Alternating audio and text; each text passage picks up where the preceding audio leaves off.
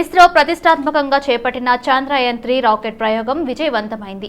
3 దశల్లో రాకెట్ ప్రయోగం సక్సెస్ అయినట్లు శాస్త్రవేత్తలు తెలిపారు. విజయవంతంగా చంద్రయాన్-3 రాకెట్ కక్షలోకి వెళ్లింది. చంద్రయాన్-3 ప్రయోగం సక్సెస్ కావడంతో ఇస్రోలో సైంటిస్టులు సంబరాలు చేసుకుంటున్నారు. చంద్రయాన్-3 విజయవంతంగా కక్షలోకి దూసుకెళ్లడంతో దేశవ్యాప్తంగా సైంటిస్టులకు అభినందనలు వెల్లువెత్తుతున్నాయి. కాగా 24 గంటల కౌంట్ డౌన్ అనంతరం ఇవాళ నెల్లూరు జిల్లా శ్రీహరికోటలోని సతీష్ ధావన్ అంతరిక్ష ప్రయోగ కేంద్రం నుండి నిప్పులు చిమ్ముతూ LVM-3M రాకెట్ ద్వారా చంద్రయాన్-3 నింగిలోకి వెళ్లింది. షార్లోని రెండో ప్రయోగ వేదిక నుండి చంద్రయాన్-3ని ప్రయోగించారు. కాగా ఇస్రో ప్రతిష్టాత్మకంగా చేపట్టిన చంద్రయాన్-3 ప్రాజెక్టు చంద్రుడిలోని దక్షిణ ధ్రువంలో ల్యాండ్ కానుంది. ఇప్పటి వరకు జాబిల్లిపై ఎవరు చేరుకోని దక్షిణ ధ్రువానికి చంద్రయాన్-3 వెళ్లనుంది. గంటకు 6000 కిలోమీటర్ల వేగంతో దూసుకెళ్తున్న చంద్రయాన్-3 ఆగస్టు 23 లేదా 24న చంద్రుడిపై ల్యాండ్ కానుంది. ఇక ప్రతిష్టాత్మక చంద్రయాన్-3 రాకెట్ సక్సెస్ఫుల్ గా లాంచ్ కావడంతో ఇస్రో సైంటిస్టులు సంతోషం వ్యక్తం చేశారు. As the rocket is soaring through the clear skies, every second moving closer to the accomplishment of the most important milestone in its mission to moon. Every Indian witnessing the launch live is content with the feeling of watching history in the making.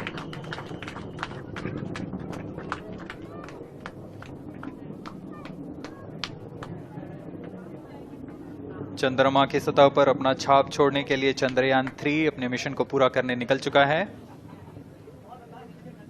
वर्तमान में दोनों S-200 step-on booster सामान निष्पादन करते हुए अपनी निर्दिष्ट कक्षा की ओर बढ़ रहे हैं। LVM-3 has already put Chandrayaan-3 craft into the precise orbit around Earth.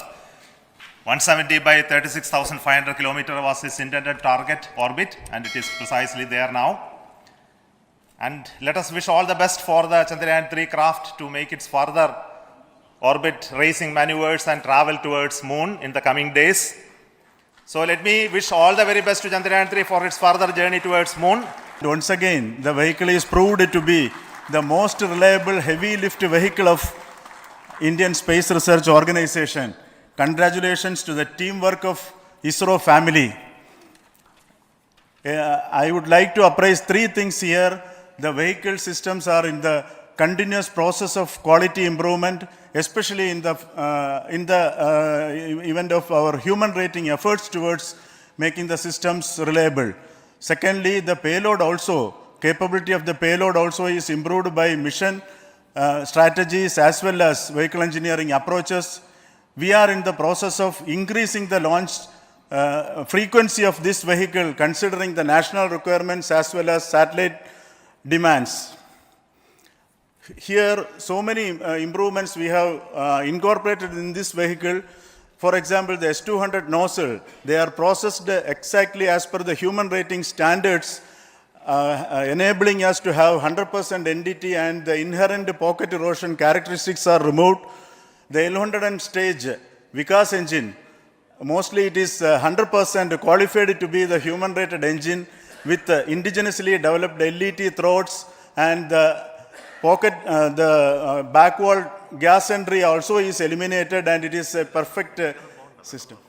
Telangana వైద్యారోగ్య శాఖ మంత్రి హరీష్ రావుతో గోషామహల్ ఎమ్మెల్యే రాజాసింగ్ భేటీ కావడంతో రాజకీయ వర్గాల్లో చర్చనీయాంశంగా మారింది. ఎమ్మెల్యే రాజాసింగ్ పార్టీ మారబోతున్నారంటూ వార్తలు రావడంతో స్పందించారు. తన నియోజకవర్గంలోని ప్రజా సమస్యల పరిష్కారం కోసమే మంత్రి హరీష్ రావును ఆయన నివాసంలో భేటీ అయ్యానని చెప్పారు. తన నియోజకవర్గ అభివృద్ధికి నిధుల కోసమే మంత్రికి కలిశానని చెప్పారు.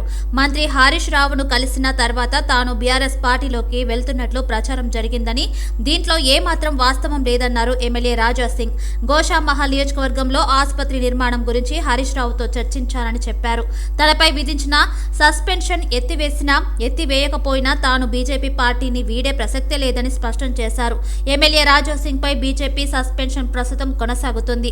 ఈ క్రమంలోనే మంత్రి హరీష్ రావుతో రాజాసింగ్ భేటీ కావడం రాజకీయంగా ప్రాధాన్యత సంతరించుకుంది. జపాన్ పై మంత్రి కేటీఆర్ లా ప్రశంసలు కురిపించారు. తయారీ రంగంలో ప్రపంచానికి జపాన్ ఆదర్శమన్నారు. ఆ దేశానికి వెళ్లిన ప్రతిసారి కొత్త అంశాలను నేర్చుకుంటామని చెప్పారు.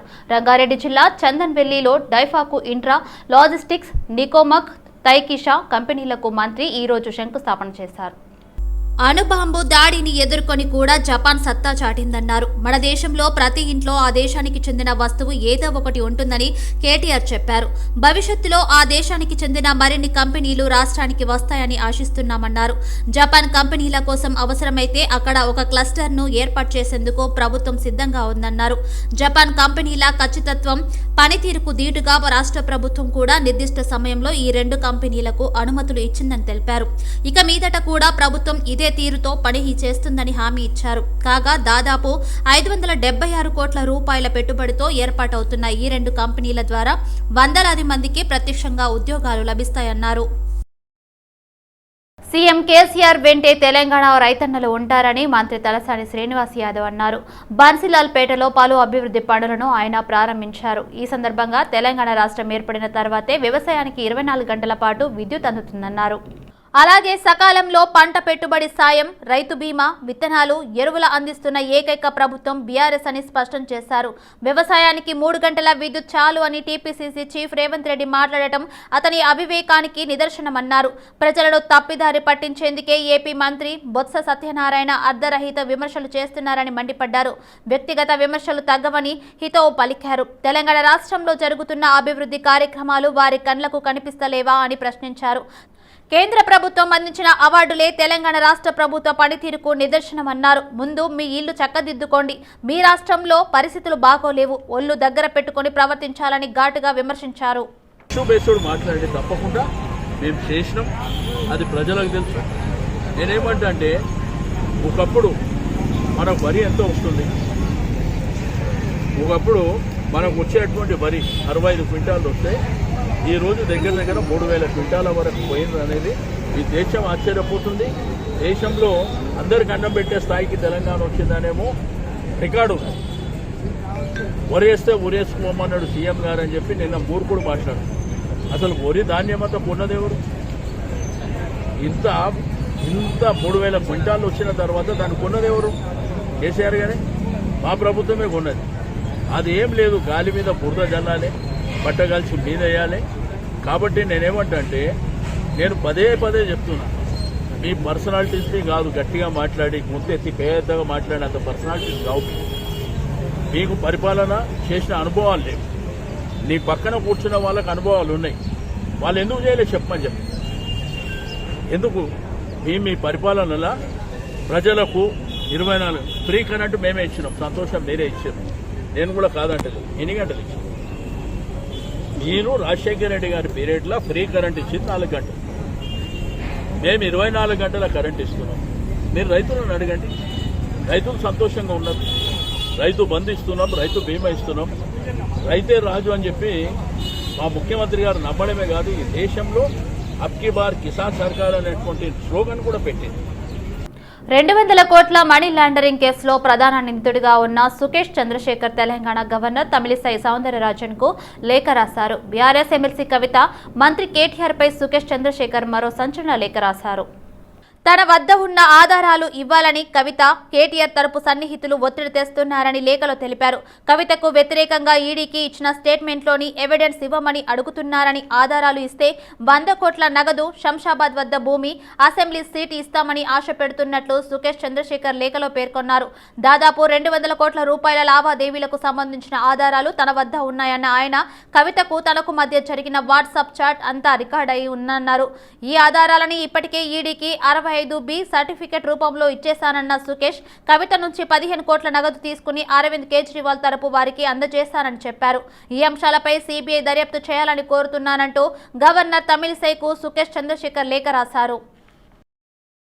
బీసీలపై ముఖ్యమంత్రికి నిజమైన ప్రేమ ఉంటే స్పెషల్ అసెంబ్లీ నిర్వహించి చట్టబద్ధంగా బీసీ సబ్ ప్లాన్ అమలు చేయాలన్నారు బీజేపీ సీనియర్ నాయకులు బూర నర్సయ్య గౌడ్. బీసీలపై బీఆర్ఎస్ సర్కార్ మొసలి కన్నీరు కారుస్తుందన్నారు. బీసీలపై కపట ప్రేమ చూపిస్తే వచ్చే ఎన్నికల్లో ఖచ్చితంగా కేసీఆర్ సర్కార్ను గద్దె దింపుతారని అన్నారు. 9 ఏళ్ల ప్రతీకారాన్ని బీసీలు తీర్చుకునే పరిస్థితి ఉందన్నారు బూర నర్సయ్య గౌడ్. ఇంటింటికి బీసీ గోస, బీజేపీ భరోసా ద్వారా బీసీలకు తెలంగాణ ప్రభుత్వ వైఫల్యాలను వివరిస్తామన్నారు. వచ్చే ఎన్నికల్లో బీజేపీ ప్రభుత్వం ఏర్పడితేనే బీసీలకు న్యాయం జరుగుతుందన్నారు. ఈ లక్ష భిక్ష ప్రోగ్రాం పూర్తి కావాలి అంటే 100 ఏళ్లు కావాలని ముగ్గురు బీసీ మంత్రులు కేసీఆర్ కోతలు అంటూ ఆయన విమర్శలు గుప్పించారు. మిగతా మంత్రుల కన్నా కేసీఆర్ కు వీళ్లే ముందు డబ్బ కొడతారని, వీళ్లకు చీము రక్తం లేదంటూ ఆయన ధ్వజమెత్తారు. పేదోడు పేదోడే, ఒకరికి 10 లక్షలు మరొకరికి 1,00,000 ఏంది ఇది అంటూ ఆయన వ్యాఖ్యానించారు. గౌరవ ముఖ్యమంత్రి గారిని, ఇప్పటికైనా మీకు బీసీల మీద ప్రేమ ఉంటే ఈ భిక్ష లక్ష ఇవన్నీ చిల్లర ఎన్నికల స్టంట్లు వద్దు. నిజమైనటువంటి బీసీల మీద ప్రేమ ఉంటే కనీసం ముసలి కన్నీళ్లు గార్చదలుచుకున్న స్పెషల్ అసెంబ్లీ వెంటనే కాల్ఫర్ చేయండి. స్పెషల్ అసెంబ్లీ వెంటనే కాల్ఫర్ చేయండి.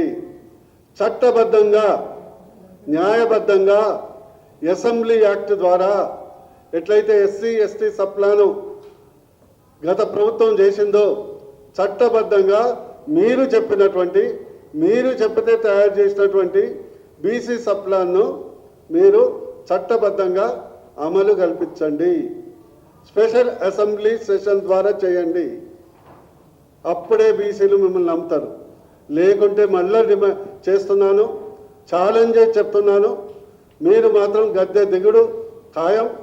మిమ్మల్ని గద్దె దింపటంలో బీసీలు ముందుకు పోరాడతారని, బీసీలకు గత 9 సంవత్సరాలుగా చేసినటువంటి ద్రోహాన్ని వచ్చే ఎన్నికల్లో ఖచ్చితంగా ప్రతీకారం తీసుకుంటామని, అదేవిధంగా మీరు క్వార్టర్కు లేకుంటే నోట్లకు బీసీల ఓట్లు కొనొచ్చు అని మీకు ధైర్యం ఉండొచ్చు. కానీ ఇంటింటికి బీజేపీ తరఫున మా అధిష్టానం ఒకసారి గ్రీన్ సిగ్నల్ ఇచ్చిన తర్వాత ఇంటింటికి బీసీ గోస, బీజేపీ భరోసా కార్యక్రమం తీసుకెళ్లటం, ఉద్యమ కార్యాచరణ తీసుకోవటం, అదేవిధంగా 52 లక్షల కుటుంబాల గుండెలను తట్టి ఈ యొక్క బీసీల పట్ల వివక్ష చూపిస్తున్నటువంటి కేసీఆర్ ప్రభుత్వాన్ని ఎందుకు పడగట్టాలని చెప్పడమే కాకుండా కేంద్ర ప్రభుత్వంలో 29 మంది మంత్రులకు అవకాశం ఇచ్చినటువంటి బీసీ మంత్రులకు అవకాశం ఇచ్చినటువంటి బీజేపీ ప్రభుత్వం ఇక్కడ వస్తే 100% బీసీలకు అన్ని రంగాల్లో సమన్వయం దొరుకుతుందని మీ ద్వారా బీసీలకు విజ్ఞప్తి చేస్తున్నా. బోనాల పండుగ పురస్కరించుకొని షర్లింగపల్లి నియోజకవర్గంలోని అమ్మవారి దేవాలయాలకు సంబంధించి 90 చెక్కులను ఎమ్మెల్యే అరికపూడి గాంధీ అందించారు. ఆలయాల కమిటీ సభ్యులకు 25,80,000 చెక్లను అందించారు. తెలంగాణ రాష్ట్రం ఏర్పడిన తర్వాత సీఎం కేసీఆర్ అన్ని కులాలు మతాలు వారికి సమప్రాధాన్యతమిస్తూ వారి ఆచార సాంప్రదాయాల ప్రకారం వారికి ప్రోత్సాహకాలు అందిస్తున్నారని ఎమ్మెల్యే అరికపూడి గాంధీ అన్నారు. ఇవాళ ప్రపంచవ్యాప్తంగా బోనాలు బతుకమ్మ పండుగలు ఇంత విస్తృతం అవ్వడానికి కారణం సీఎం కేసీఆర్ అని చెప్పారు. యాదగిరిగుట్ట దేవాలయం దగ్గర నుంచి వారు కట్టినటువంటి దేవాలయం సామాన్యమైన విషయమే కాదు. ఇవాళ దేశవ్యాప్తంగా ప్రపంచవ్యాప్తంగా ఒక గొప్ప దేవాలయం. దేవాలయాల మీద గౌరవంతో పూజారులకు జీతం ఇచ్చే కార్యక్రమం కానీ, ఆ దేవాలయంలో లోపం జరగకూడదు. అమ్మవారికి పూజలు చేసేటప్పుడు రంగులతో నీట్గా ఆ ప్రాంతం లైటింగ్ కానీ, కింద ప్రాంతం శుభ్రత కానీ అన్ని కోణాలకి కూడా దేవాలయానికి ఉపయోగపడతాయనే ఉద్దేశంతో ముఖ్యమంత్రి గారు పెద్ద మనసుతో ఒక 20 కోట్ల రూపాయలు దేవాలయాలన్నిటికీ ఇవ్వండి. ప్రతి సంవత్సరం తెలంగాణ రాష్ట్రం వచ్చినాక దేవాలయాలన్నీ ఏనాడు లేని విధంగా ముఖ్యమంత్రి గారు దేవాలయాలన్నిటికీ కూడా నిధి ఇవ్వటం అనేది జరిగింది. దానిలో భాగంగానే ఈరోజు చెక్కుల పంపిణీ 92 మందికి చెక్కులు పెట్టాం. ఇప్పటికే 75 మందికి చెక్కులు వచ్చినాయి. మిగిలిన చెక్కులు కూడా ఇచ్చి దేవాలయాలు దీప నైవేద్యాలకి కలర్లకి కొంతవరకు చేనూతనిచ్చినట్టు అవుతుందనే ఉద్దేశంతో ఈ కార్యక్రమం చేయటం అనేది జరుగుతూ ఉంది. ఇదే కాక మీకు అన్నీ కూడా తెలుసు. డిసెంబర్ 25 వచ్చిన క్రిస్మస్ పండగ కుటుంబాలకి బట్టలు పెట్టే కార్యక్రమం. టీపీసీసీ చీఫ్ రేవంత్ రెడ్డి వల్లే తన ప్రాణాలకు ముప్పు ఉందని బీఆర్ఎస్ నేత దాసోజు శ్రావణ్ అన్నారు. తెలంగాణ కాంగ్రెస్ అధ్యక్షుడు రేవంత్ రెడ్డి అనుచరులమని చెప్పుకునే కొందరు వ్యక్తులు తన మొబైల్కు పదే పదే కాల్లు చేశారని, దూషించారని, విమర్శలు చేస్తే తీవ్ర పరిణామాలు ఉంటాయని బెదిరించారని ఆయన వివరించారు. రేవంత్ రెడ్డి అతను మాట్లాడటం కొనసాగించినట్లయితే వారు అతనిని తొలగిస్తారని కూడా పేర్కొన్నారు. సైబర్ క్రైమ్స్ డిపార్ట్మెంట్ సంబంధిత పోలీస్ అధికారులకు అధికారికంగా ఫిర్యాదు చేయాలనుకుంటున్నట్లు దాసోజు తెలిపారు. ఈ బెదిరింపు కాల్స్ పై విచారణ జరిపి దోషులను గుర్తించి చట్టపరమైన పరిణామాలు ఎదుర్కోవాల్సిందిగా కోరుతానని చెప్పారు. తెలంగాణలో రేవంత్ రెడ్డి బెదిరింపు సంస్కృతిని, రౌడీ రాజకీయాలను ప్రోత్సహించడం దురదృష్టకరమని అన్నారు. తాను ఇలాంటి వ్యూహాలు ప్రయోగించడం ఇదే మొదటిసారి కాదు. గతంలో తన అనుచరుల ద్వారా వి హనుమంతరావు, ఉత్తమ్ కుమార్ రెడ్డి, జగ్గారెడ్డి వంటి సీనియర్లతో సహా తన సొంత పార్టీ సభ్యులపై ఇలాంటి బెదిరింపులను ప్రయోగించారని ఆయన గుర్తు చేసుకున్నారు. BRS MLC Kalvakuntla Kavitha Australia, న్యూజిలాండ్లలో జరగనున్న బోనాల సంబరాలకు హాజరు కానున్నారు. జూలై 15న ఆస్ట్రేలియాలోని బ్రిస్బెన్ అనే రంగంలో భారత జాగృతి ఆస్ట్రేలియా ఆధ్వర్యంలో బోనాల సంబరాలు జరగనున్నాయి. ఉదయం 10 గంటలకు బ్రిస్బెన్లోని గాయత్రి మందిరంలో జరగనున్న ఈ వేడుకల్లో ప్రవాస భారతీయులతో పాటు ఆస్ట్రేలియా మంత్రులు, ఎంపీలు పాల్పొందనున్నట్లు సమాచారం. ఆస్ట్రేలియా, న్యూజిలాండ్లో జరగనున్న బోనాలు పండుగలో ఎమ్మెల్సీ కవిత పాల్గొననున్నారు. రేపు ఆస్ట్రేలియాలోని బ్రిస్బెన్లో గాయత్రి మందిరంలో భారత జాగృతి ఆస్ట్రేలియా ఆధ్వర్యంలో, ఈ నెల 16న న్యూజిలాండ్లోని ఆక్లాండ్ నగరంలో ఉన్న గణేష్ టెంపుల్లో తెలంగాణ సెంట్రల్ అసోసియేషన్ ఆధ్వర్యంలో జరిగే వేడుకల్లో ఆమె పాల్గొంటారు. ఆయా వేడుకలకు ఎన్ఆర్ఐలతో పాటు ఆస్ట్రేలియా మంత్రులు, ఎంపీలు హాజరు కానున్నారు. అదే రోజు న్యూజిలాండ్లో జరిగే ఎన్ఆర్ఐల సమ్మేళనంలో కవిత పాల్గొంటారు. మీట్ అండ్ గ్రీట్ సమావేశానికి హాజరు కానున్నారు. మూసీ నదిని ప్రక్షాళన చేయాలని కోరుతూ society for earth justice founder and chairman Osmania university professor Venkatadas ఆధ్వర్యంలో పాదయాత్ర చేపట్టారు. హైదరాబాద్ ప్రజలు మూసీ కాలుష్యం వలన ఇబ్బందులు ఎదుర్కొంటున్నారన్నారు ప్రొఫెసర్ వెంకటదాస్. మూసీ పరివాహక ప్రాంత భూగర్భ జలాలు విషంగా మారాయని, ఆ నీటితో పండించిన పంటలు తినడం వలన ప్రజల ఆరోగ్యం దెబ్బతింటుందన్నారు. మూసీ పరిసర ప్రాంతాలు డంపింగ్ యార్డ్ల తయారయ్యాయన్నారు. అలాగే గత ఎన్నికల సమయంలో మూసీని థేమ్స్ నది ఓలే మారుస్తామని, హుస్సేన్ సాగర్ నీటిని తాగుకు వినియోగించేలా అభివృద్ధి చేస్తామని చెప్పి ఇప్పటి వరకు దానిని ప్రక్షాళన చేసిన దాఖలాలు లేవన్నారు.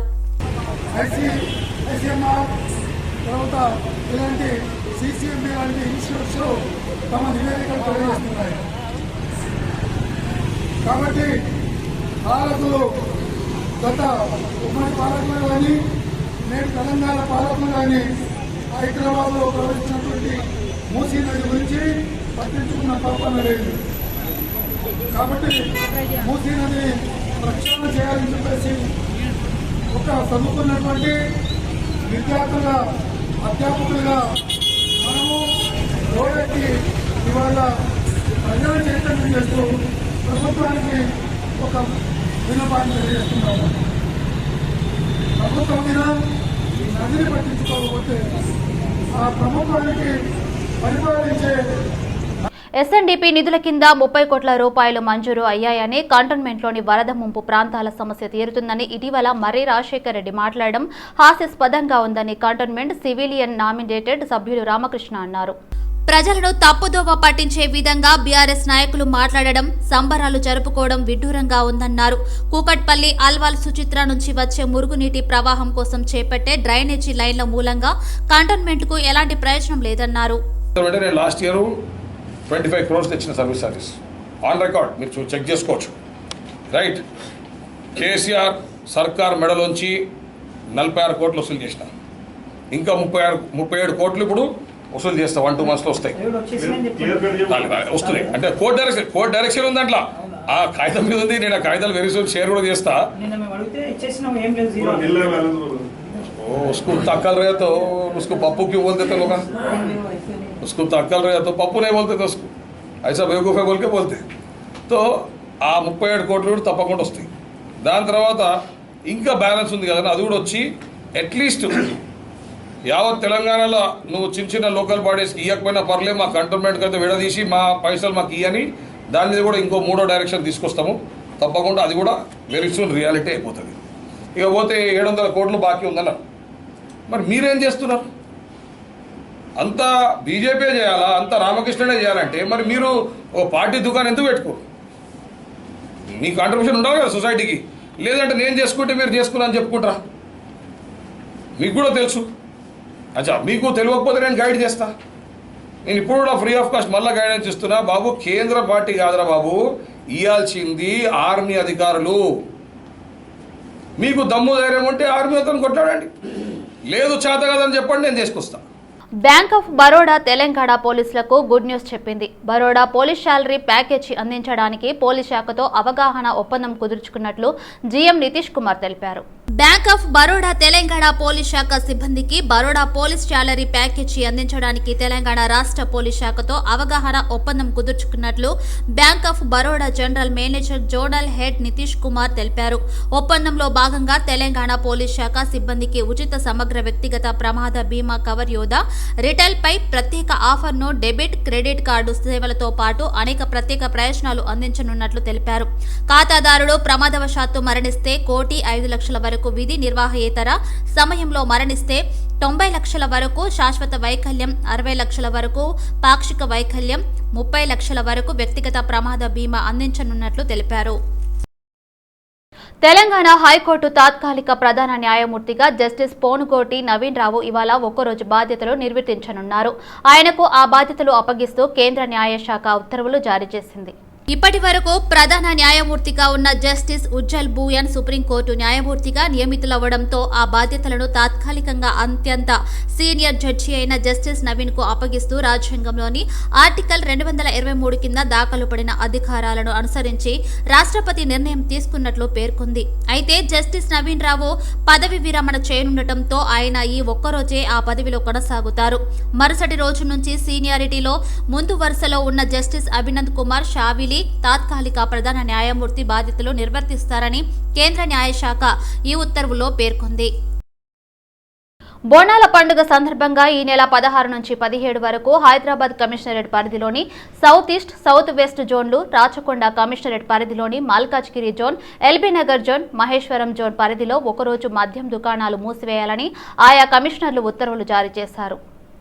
బోనాల పండుగ సందర్భంగా హైదరాబాద్ లో వైన్ షాపులు బంద్ కానున్నాయి. సిటీ పోలీస్ కమిషనరేట్ లోని సౌత్ జోన్, రాచకొండ కమిషనరేట్ పరిధిలోని ఎల్బీ నగర్ డివిజన్ పరిధిలో 16వ తేదీ ఉదయం 6 గంటల నుంచి 18వ తేదీ ఉదయం 6 గంటల వరకు 2 రోజుల పాటు మద్యం దుకాణాలు మూసివేయాలని ఉత్తర్వులో పేర్కొన్నారు. సైబరాబాద్ కమిషనరేట్ పరిధిలోనూ ఆంక్షలు ఆదివారం అమల్లో ఉండనున్నాయి. హైదరాబాద్ మెట్రోలో ప్రయాణించే వారి సంఖ్య రోజురోజుకు పెరుగుతుంది. దీంతో మెట్రోకు ప్రజల నుంచి విశేష ఆదరణ లభిస్తుంది. మెట్రో ప్రారంభంలో రోజుకు 1,00,000 మంది ప్రయాణికులు ప్రయాణించేవారు. అయితే ఇప్పుడు రోజు 5.10 లక్షల మంది ప్రయాణిస్తున్నట్లు తెలుస్తుంది. దీంతో మెట్రో రైళ్లన్నీ ప్రయాణికులతో కిక్కిరిసిపోతున్నాయి. ఉదయం నుంచి రాత్రి వరకు కూడా ప్రయాణికుల రద్దీ తగ్గడం లేదు. ట్రాఫిక్ సమస్యను నివారించడంతో పాటు త్వరగా గమ్యస్థానానికి చేరుకోవడం వల్ల చాలా మంది మెట్రోలో ప్రయాణించేందుకు ఆసక్తి చూపుతున్నారు. సొంత వాహనాలు ఉన్నవారు సైతం ట్రాఫిక్ దృష్ట్యా వాటిని పక్కన పెట్టి త్వరగా కార్యాలయానికి చేరుకునేందుకు మెట్రోను ఆశ్రయిస్తున్నారు. మెట్రో రైళ్లలో ప్రయాణికుల సంఖ్య పెరగడంతో కనీసం నిలబడేందుకు కూడా స్థలం ఉండటం లేదు. అలాంటి సమయాల్లో తర్వాత రైలు కోసం వేచి ఉండాల్సి వస్తుంది. దీంతో మెట్రో రైళ్ల బోగీల సంఖ్యను పెంచాలన్న డిమాండ్ ప్రయాణికుల నుంచి ఎప్పటి నుంచో వినిపిస్తుంది. ఇప్పుడు ఎట్టకేలకు వారి కోరిక నెరవేరనుంది. ఆగస్టు నాటికి 3 అదనపు కోచ్లను మెట్రో రైళ్లకు ఏర్పాటు చేయనున్నారు. దుర్గం చెరువు వద్ద ఇప్పటి వరకు 2 ఏళ్లలో 8 మంది ఆత్మీయయత్నం చేశారని మాదాపూర్ డీసీపీ శిల్పపల్లి తెలిపారు. మాదాపూర్లోని దుర్గం చెరువు కేబుల్ బ్రిడ్జిపై నుంచి దూకి పాయాలనే యువతి ఆత్మహత్యపై డీసీపీ స్పందించారు. 2 ఏళ్లలో ఇప్పటి వరకు దుర్గం చెరువు వద్ద 8 మంది ఆత్మయత్నం చేశారని అన్నారు. అందులో 2 కాపాడామని అన్నారు. కేబుల్ బ్రిడ్జిపై నుండి పాల్పడుతున్నారని పోలీస్ అవుట్ పోస్ట్ 1 ఏర్పాటు చేశామని స్పష్టం చేశారు. వాకర్స్ వెళ్లేటప్పుడు నిఘా ఉంచుతున్నామని అన్నారు. నిన్న మధ్యాహ్నం దుర్గం చెరువులో యువతి దూకిందని, ఆ టైంలో ఆమెతో పాటు మరొకరు కూడా ఉన్నారని అన్నారు. చెరువులో బురద ఉండటంతో అందులో ఇరుక్కుపోయిందని భావిస్తున్నామని తెలిపారు. ఎన్డీఆర్ఎఫ్ టీం సెర్చ్ చేస్తుందని అన్నారు. మంగల్హాట్ పోలీస్ స్టేషన్ పరిధిలోని న్యూ ఇందిరానగర్లో నివాసం ఉండే సంతోష్ గౌడ్ ఇంటిపై బీజేపీ కార్పొరేటర్ శశికళ అనుచరులు దాడికి దిగారు. బోనాలకు సంబంధించి ఫ్లెక్సీ పెడుతున్న క్రమంలో బాధితుడిని కార్పొరేటర్ అనుచరులు అడ్డుకున్నారు. ఈ క్రమంలో ఇరువురి మధ్య వాగ్వాదం జరిగి ఇరు వర్గాల మధ్య ఘర్షణకు దారితీసింది. దీంతో కార్పొరేటర్ రంగంలోకి దిగారు. తన నివాసంపై అనుచరులతో దాడి చేయించిందని బాధితుడు తెలిపారు. గతంలో కూడా స్థానికులపై కార్పొరేటర్ అనుచరులు దాడి చేశారని, అండగా ఉండాల్సిన కార్పొరేటర్ ఇలా చేయడం అన్యాయమని స్థానికులు ఆగ్రహం వ్యక్తం చేశారు. కార్పొరేటర్ ఆగడాలు రోజురోజుకు మితిమీరిపోతున్నాయని, అధికారాన్ని అడ్డం పెట్టుకుని ఇలా దాడులకు పాల్పడుతుందని అన్నారు. గతంలో కూడా ఇలానే తమపై దాడి చేయించినన్నారు. ఘటనపై స్పందిస్తూ మంగళహాట్ ఇన్స్పెక్టర్ మాట్లాడారు. గొడవ జరిగిన మాట వాస్తవమే, కానీ కేసులో మిగిలిన విషయాల గురించి దర్యాప్తు ప్రారంభించినట్లు తెలిపారు. తెలంగాణలో భారీ వర్షాలు కురుస్తాయని హైదరాబాద్ వాతావరణ కేంద్రం అంచనా వేసింది. ఈ నేపథ్యంలో 8 జిల్లాలకు యెల్లో అలర్ట్ జారీ చేసింది. శుక్రవారం ఉదయం వరకు ఆదిలాబాద్, కుమ్రంభీం, ఆసిఫాబాద్, మంచిర్యాల, నిర్మల్, నిజామాబాద్, జయశంకర్, భూపాలపల్లి, ములుగు, కొత్తగూడెం, ఖమ్మం, మహబూబాబాద్, సంగారెడ్డి, మెదక్, కామారెడ్డి జిల్లాలలో అక్కడక్కడ భారీ వర్షాలు కురిసే అవకాశాలున్నాయని తెలిపింది. ఆసిఫాబాద్, మంచిర్యాల, భూపాలపల్లి, ములుగు, మహబూబాబాద్, వరంగల్, హన్మకొండ, జనగామ జిల్లాల్లో భారీ వర్షాలు కురిసే అవకాశాలున్నాయని పేర్కొంటూ ఆయా జిల్లాలకు యెల్లో అలర్టును జారీ చేసింది. గడిచిన 24 గంటల్లో నిర్మల్, నిజామాబాద్, మెదక్, సంగారెడ్డి, సిద్దిపేట, మహబూబాబాద్, ఖమ్మం, కొత్తగూడెం జిల్లాలో మోస్తారు నుంచి భారీ వర్షాలు కురిశాయని తెలిపింది. నిర్మల్ జిల్లా లోకేశ్వరంలో అత్యధికంగా 13.6 సెంటీమీటర్ల వర్షపాతం నమోదైందని టీఎస్డీపీఎస్ వివరించింది. పార్లమెంట్ వర్షాకాల సమావేశాలకు ఏర్పాట్లు జరుగుతున్నాయి. ఈ సమావేశంలో ప్రవేశపెట్టే బిల్లులను జాబితాను కేంద్ర ప్రభుత్వం వెల్లడించింది. అయితే పౌరస్మృతి బిల్లు ఇందులో చేర్చలేదు. పార్లమెంటు వర్షాకాల సమావేశాల్లో ప్రవేశపెట్టే బిల్లుల జాబితాను ప్రభుత్వం గురువారం వెల్లడించింది. ఈ నెల 20వ తేదీ నుంచి ప్రారంభమయ్యే ఈ భేటీల్లో మొత్తం 27 బిల్లులు చట్టసభల ముందుకు రానున్నాయి. వీటిలో 21 కొత్తవి కాగా మిగిలిన 6 బిల్లులు ఇప్పటికే ప్రవేశపెట్టి స్థాయి సంఘాలకు ప్రతిపాదించినవి.